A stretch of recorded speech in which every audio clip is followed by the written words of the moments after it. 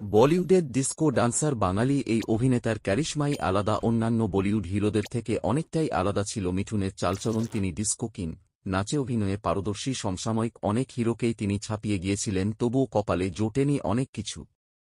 ৮ দশকের বহু সেরা ছবি উপহার দিয়েছেন দর্শকদের। অনেক সুপার ডুপার হিট ছবির তিনিই ছিলেন নায়ক। বলিউডের এ হিরো মিঠুনের ভক্ত সংখ্যাও অগুনতি, তবুও জীবনে থেকে গেল বড় আফসোস।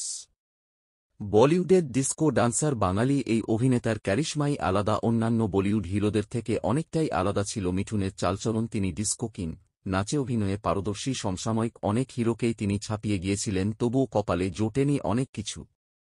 ৭ দশকে মৃগজা ছবিতে তাঁর অভিনয়ের যাত্রা শুরু। এর জন্য তিনি জাতীয় পুরস্কার পেয়েছিলেন। ৮ দশকে বলিউডে ছিল তাঁর আধিপত্য। ডিস্কো ডান্স মানেই বাংলার মিঠুন চক্রবর্তী।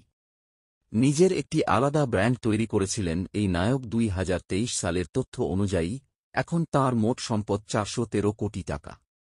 ডিস্কো ড্যান্সার তো বটেই, অন্য অনেক ছবিতেই তাঁকে দেখা গিয়েছে। কোন কোন ছবিতে তিনি হিরোর ভূমিকায়, কখনও আবার স্ক্রিন শেয়ার করেছিলেন অন্য স্টারদের সঙ্গে। কর্মজীবনে মিঠুন ২৮০টি বলিউড ছবিতে অভিনয় করেছেন, যার মধ্যে ৫১টি বক্স অফিস হিট, যার মধ্যে ৩টি আবার ব্লকবাস্টার ছিল।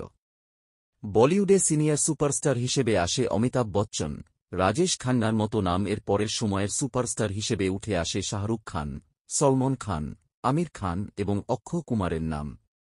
মজার ব্যাপার হল, বচ্চনের পরে এই নামগুলির মধ্যে কেউই মিঠুনের মতো হিট ছবি পায়নি। মিঠুনও ছিলেন সেই তারকা যিনি তাঁর ব্লকবাস্টার ডিস্কো ডান্সার দিয়ে ১০০ কোটি টাকার ক্লাব প্রতিষ্ঠা করেছিলেন। ছবিটি ভারতে ৬ কোটি টাকার একটু বেশি আয় করেছিল, যা ৮ দশকের শুরুতে একটি বিশাল পরিমাণ ছিল। ডিস্কো ড্যান্সার কয়েক বছর পরে সোভিয়েত ইউনিয়নে মুক্তি পায়, যেখানে এটি ৯৪ কোটি টাকা আয় করে সমস্ত আয়ের রেকর্ড ভেঙে দেয়, যার বিশ্বব্যাপী মোট আয় ১০১ কোটি টাকা। ডিস্কো ড্যান্সার ছাড়াও মিঠুন চক্রবর্তী নিরাপত্তা, সহস, ভারদাত, ওয়ান্টেড, বক্সার, পেয়ার ঝুকতা নেহি, পেয়ারি ব্রাহ্মণ, অবিনাশ, ডান্স ডান্স, প্রেম প্রতিজ্ঞা, মুজারিন, অগ্নিপথ, যুগন্ধর, দ্য ডন এবং জল্লাদের মতো ছবিতে কাজ করেছেন। মিঠুন গত ৪৭ বছর ধরে ছবির জগতে সক্রিয় রয়েছেন এবং এখনও তাঁর পারফরম্যান্স সকলের মন ভরিয়ে দেয়। কিন্তু আফসোস যে এরপরও তাঁর কপালে জোটেনি সুপারস্টারের তকমা। এই অসম্পূর্ণতাই যেন চিরকাল রয়ে যা। হিন্দিতে মিঠুনকে শেষ দেখা গিয়েছিল দ্য কাশ্মীর ফাইলসে, যেটি বক্স অফিসে সফল হয়েছিল। বাংলায় তাঁর ছবি কাবুলিওয়ালা মুক্তি পেয়েছে। মিঠুন এ পর্যন্ত বাংলা, হিন্দি, ওড়িয়া, ভোজপুরি, তামিল, তেলেগু, কন্নড় এবং পঞ্জাবি ছবি সহ ৩৫০টিরও বেশি ছবিতে কাজ করেছেন।